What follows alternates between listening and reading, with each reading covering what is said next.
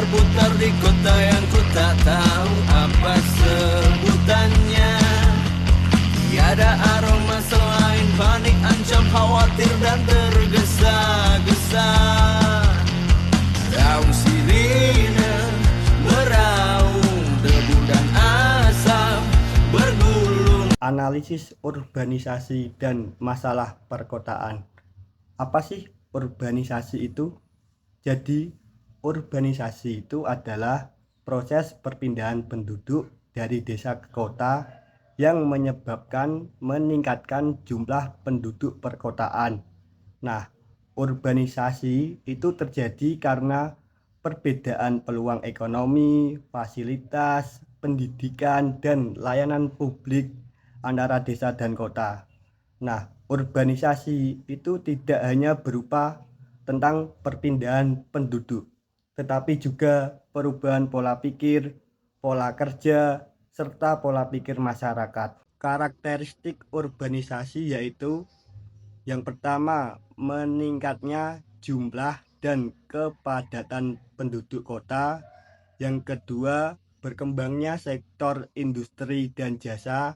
Yang ketiga, perubahan gaya hidup menjadi lebih modern dan konsumtif, serta meningkatnya keberagaman budaya, suku, dan latar belakang sosial masyarakat perkotaan.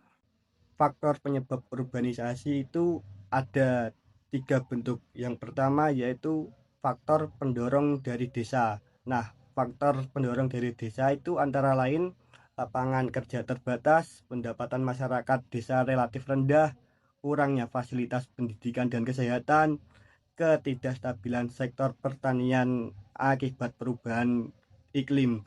Yang kedua yaitu faktor penarik dari kota atau yang kita sebut full faktor.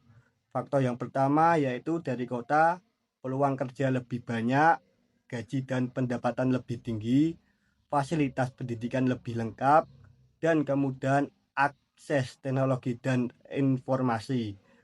Dan bagian yang ketiga yaitu faktor sosial budaya yang meliputi 1. Gaya hidup kota dianggap lebih modern dan prestisius. Yang kedua, pengaruh media massa dan teknologi komunikasi.